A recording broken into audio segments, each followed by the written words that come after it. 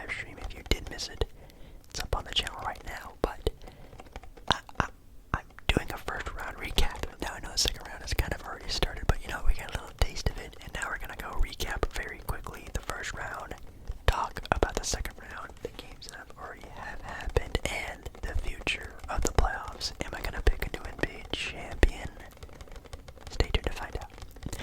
Make sure you do like the video. If you do like the video, liking the video is the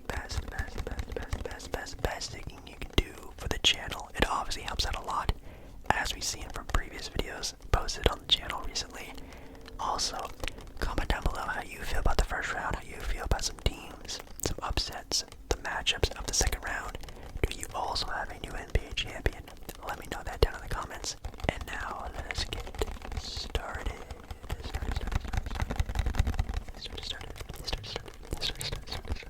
Alright, I did put a little bit of a candy in, a little treat for myself. So hopefully you guys don't mind that.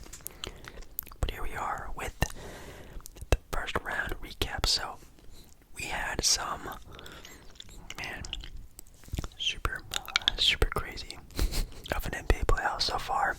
We're gonna start from top down to the bottom as the NBA app has it for us. So I guess the first teams we're talking about are the Milwaukee Bucks and the Miami Heat. Yes, this is the first team that pops up on the NBA app for the playoffs. So, man, the Bucks and the Miami Heat, if you don't know, now you know.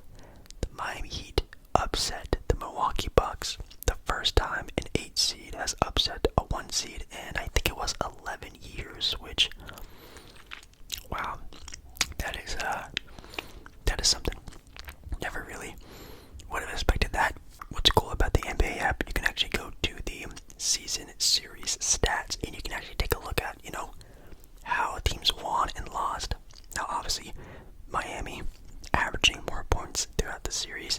They also almost kept up with rebounding, which is super surprising because Miami is definitely not a big team like the Milwaukee Bucks are, but keeping up with them pretty good on the rebounds. The stats for the series really quickly, so you can actually take a look that Chris Middleton actually averaged the most points in this series, which again is crazy that, Giannis, as arguably best player in the NBA, not even averaging the most points in his series, averaging 23, while with Chris Middleton averaging 23.8. Giannis didn't even average over a block, barely half a steal a game, 5 turnovers, 11 rebounds. That's not too shabby. Giannis shot 45% from the free throw line. Wow. That's crazy. Giannis also only played 30 minutes a game on average, which, oh my god. I don't know, man. Milwaukee was just not ready. They were just not ready. It was reported, or I guess Giannis even said himself, that this team had a countdown to winning the NBA championship of 16 wins. And it's kind of interesting that the fact that they couldn't even get past one, because they only got one win this series, losing the series 4-1 with Jimmy Butler averaging 37.6 points, nearly 2 steals with only about 2.5 turnovers, 5 assists. And you had Bam Adebayo averaging 17 points, nearly 2 blocks, 5 assists, and 9 rebounds. I think Bam Adebayo definitely got a lot of hate for his game so far that series. He only also averaged 46% from the field, with Jimmy Butler averaging 60% from the field. I can kind of guess why people are a little bit, being hard on Bam. I think he did good. Could he have done better? Absolutely yes, and I hopefully he will. But Bam played okay. Now, of course, not having Tyler Hero really hurts his team a lot. Also, not having Victor Oladipo hurts his team a lot. Man. But they beat the Milwaukee Bucks, which is like the big story, at least in my opinion, of the entire first round. That's why I'm kind of taking a little bit more extra time on it, and it was fun. I watched pretty much almost every single game, and every single time my eyes were glued to seeing Jimmy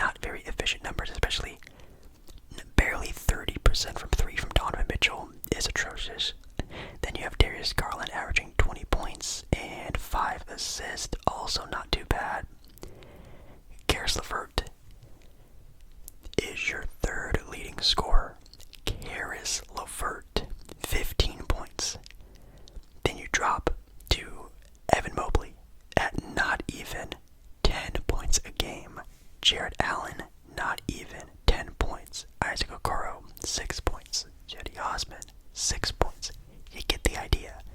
The team couldn't put the ball in the hoop to save their lives, and that's what lost them the game. The depth, even just watching the team play, it was a lot of ISO. It was a lot of, give the ball to Donovan, let's see what happens. Maybe Garland will make a play here and there, and that was really it. And you had the Knicks, who played a little bit more of a team game. Very, very, very tough-nosed defensively as well. Jalen Brunson averaging 24 points, RJ 17, Randall almost 15, Josh Hart 12, who was kind of an X factor in this series, and really cool to see Josh Hart do well over there. Then you have my pick for Sixth Man of the Year in Emmanuel Quickly.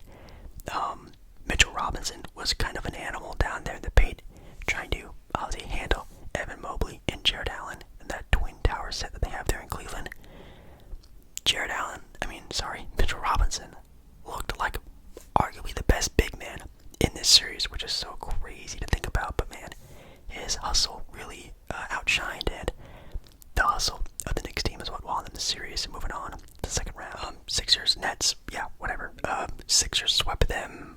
Nothing too crazy. Joel Embiid, I guess, did get hurt in the third game.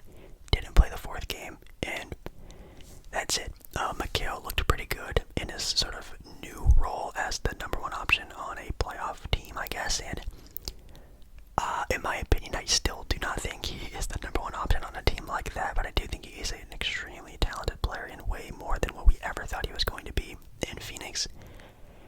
And the Sixers were dominant, as they should have been.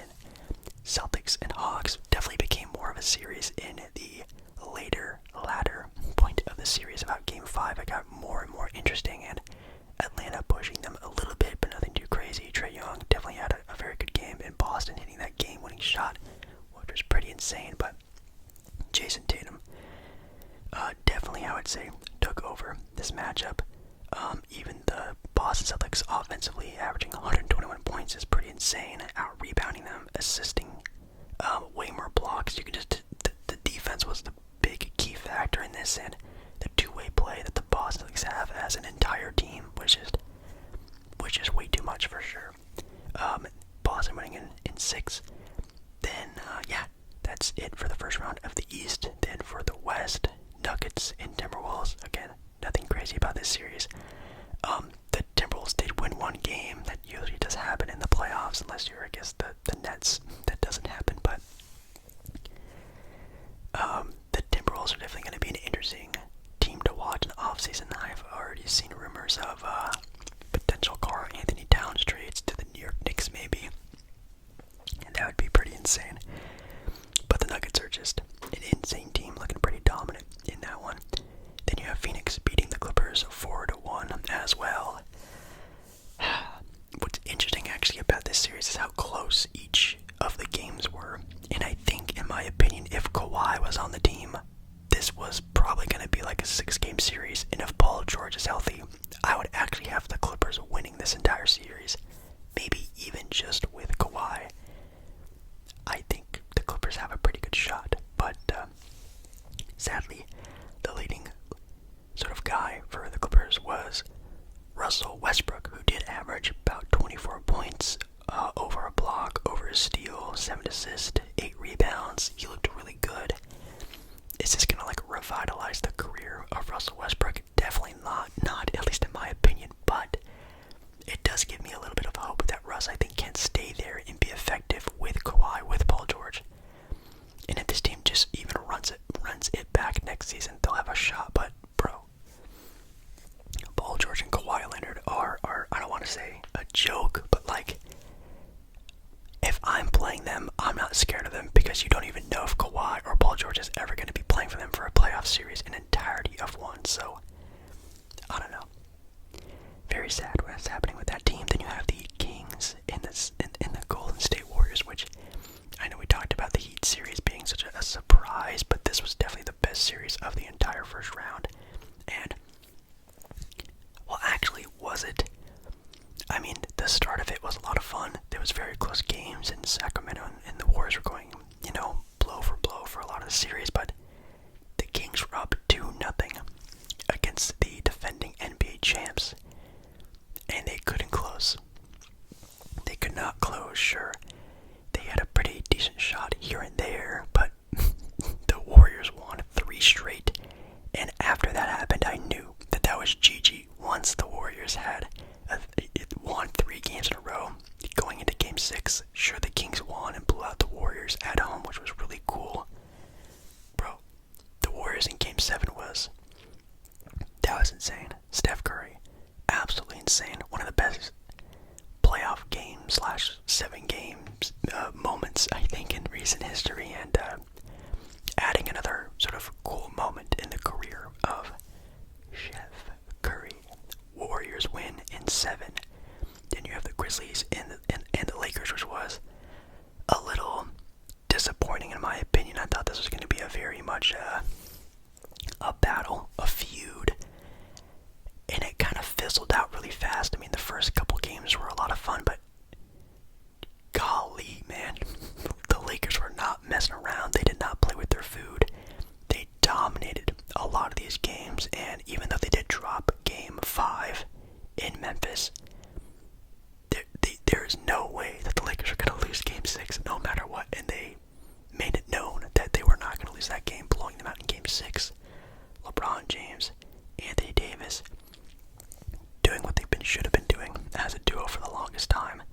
They averaged LeBron at 22 over block, over steal, 5 assists, 11 rebounds. Anthony Davis, 21 points, 4 blocks per game. Oh my god, over steal, and 14 rebounds. That's what this duo has needed. But what they also needed was depth. D'Angelo Russell, Austin Reeves, Rui Hachimura, even some moments of Jared Vanderbilt have been absolutely key for this team and their success. Definitely needed moving forward after beating the Memphis Grizzlies in 6 games. Well, that's actually it for the recap part of the video. Now we're on to the predictions, the future part of the video. Going back up top with the Miami Heat going up against the New York Knicks. The Miami Heat have already taken 1 game off the Knicks as the recording of this video. And Julius Randle apparently was injured in the previous round. I didn't know anything about that, but he sat out the first game, and it cost the Knicks a game, at least in my opinion. It was a pretty back and forth game with the Knicks taking an early lead, and then Miami just pulling away at the end of the 4th quarter, and Jimmy Butler having another crazy performance. And man, that's going to be a very tough series, honestly. Now, I think whenever Julius Randle does come back, which I'm not sure if he's confirmed to be back for Game 2 or not, but I think that's going to be helping out this team a lot more. And if we're talking about a prediction with already knowing Miami's up 1 game, I think I'm going to take the Knicks in 6. I think the Knicks win in 6. Maybe they win on their home floor in 7. But I think Miami can probably get 1 more. I think the Knicks probably win their next game in Madison Square Garden. They probably go back to Miami, maybe win 1, lose 1 again. It's probably 2-2. And then I think the Knicks either sweep the rest of the way, or it's a back and forth at home court, away, home court. Knicks win in MSG in 7. But I could also see this going in a very bad way, where maybe Randle also doesn't play the next game.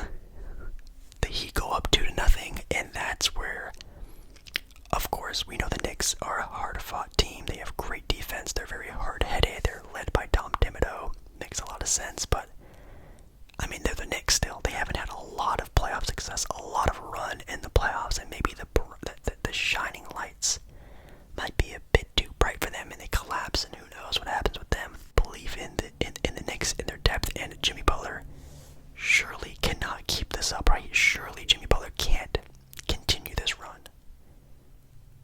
Surely he can't, right? I'm taking the Knicks.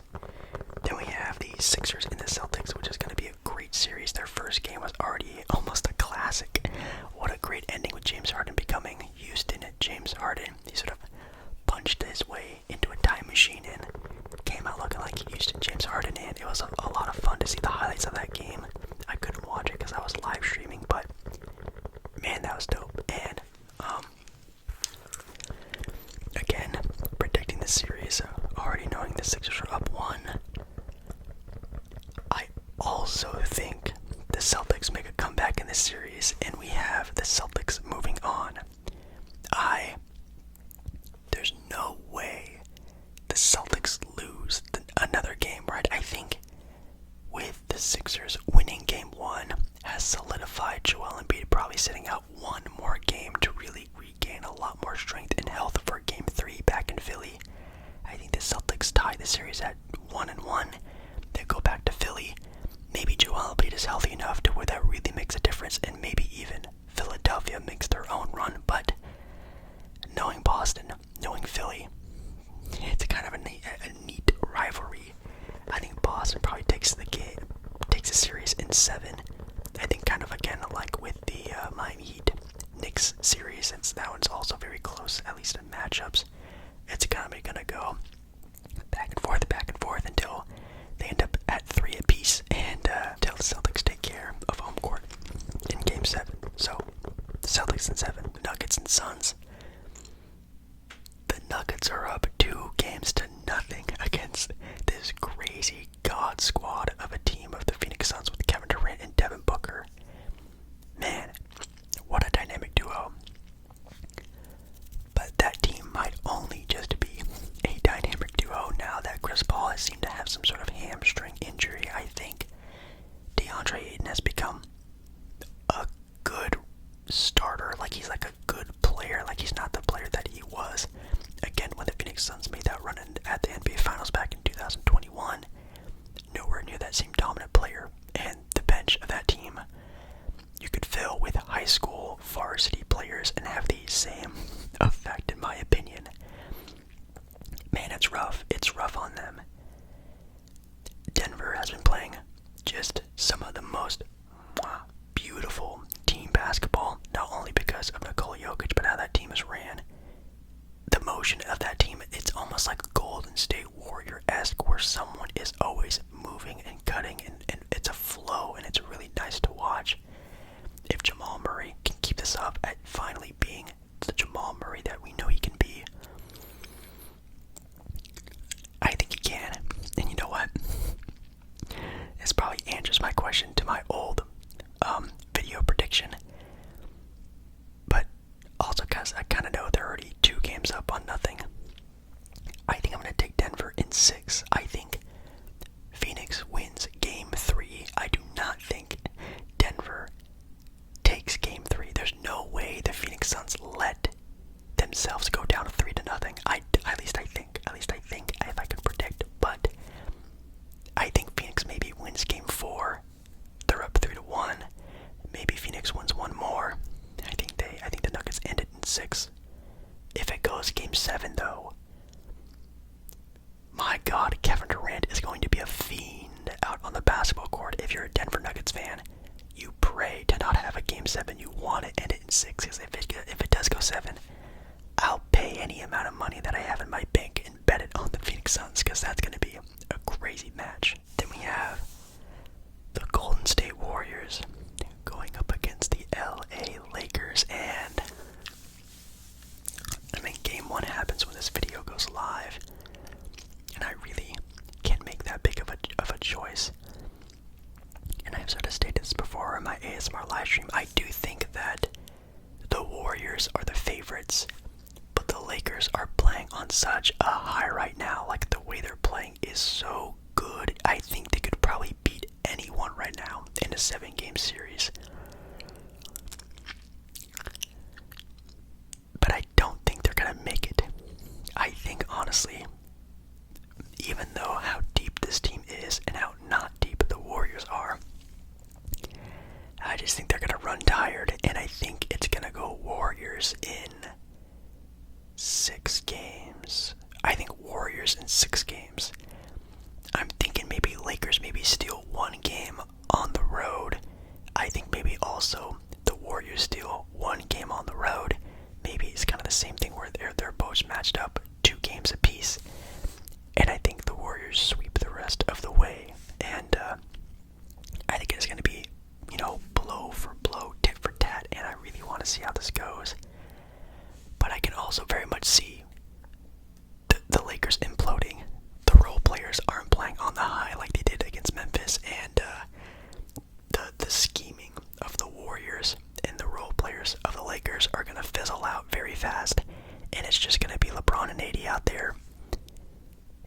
else is breaking and missing. So I'm taking the Warriors to move on to the conference finals against the Denver Nuggets. So I have Denver Warriors, Knicks, Celtics going on to my conference finals. And yeah, I have Boston beating the Knicks. No offense to any Knicks fans. The Knicks fans swear I hate the Knicks. I praise the Knicks. I love seeing them do good. It's obviously good for the rest of the NBA. I want to go to MSG and go to a Knicks game live sometime soon next season. But obviously, like, that's a very tough matchup. And if everything's clicking for the Boston Celtics, this might be like a 5-game series. No offense. It just is what it is. If not, hey man, the Knicks in the finals would be, again, great for the NBA, but don't think it would really happen. So I have Boston as my new team making it to the NBA Finals. But we have a way more interesting matchup at the conference finals with the Warriors and the Denver Nuggets. And this is where we get to an interesting conversation, because last year we had the Warriors taking on the Denver Nuggets in the first round, I think. But that was a very different Denver Nugget team with just Nikola Jokic out there fighting for his life. Not really the team that we're seeing now. And you know what? Oh man, I might pick Denver. But if I'm just thinking about them right now, man, it's going to be super tough for Denver to beat the Golden State Warriors, especially if they're this close to an NBA championship again. Oh my God, they would have to do everything in their power to stop Steph Curry and this team. And I think they can. I think if the Warriors get this far, even if the Lakers get this far, them knowing that is one of their last shots ever to win another title, to get Steph Curry 5 or LeBron James 5 championships, I think either one of them is a very tough outing. So I think the Warriors go on to the NBA Finals. So I got the Warriors in Boston back in a finals matchup in a repeat.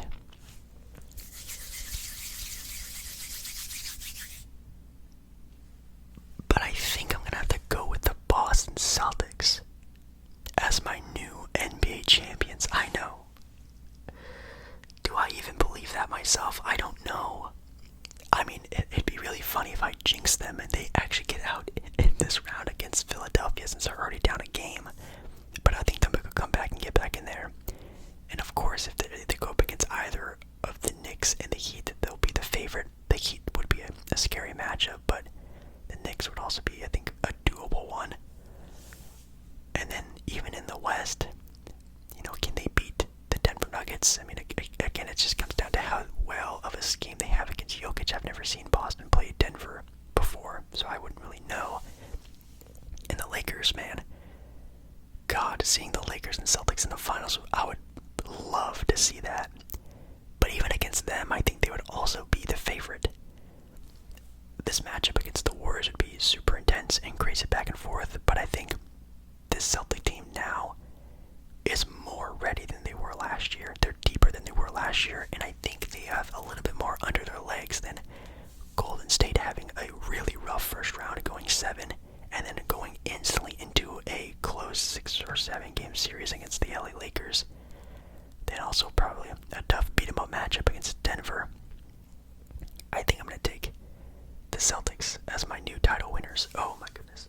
I don't know, maybe I'm just saying that to jinx the Celtics, because my picks are never even really that good, which I think I only got one pick wrong. I think I only picked, no, actually I got 2 picks wrong. The Bucks and the Heat, and then the Cavs and the Knicks I got wrong.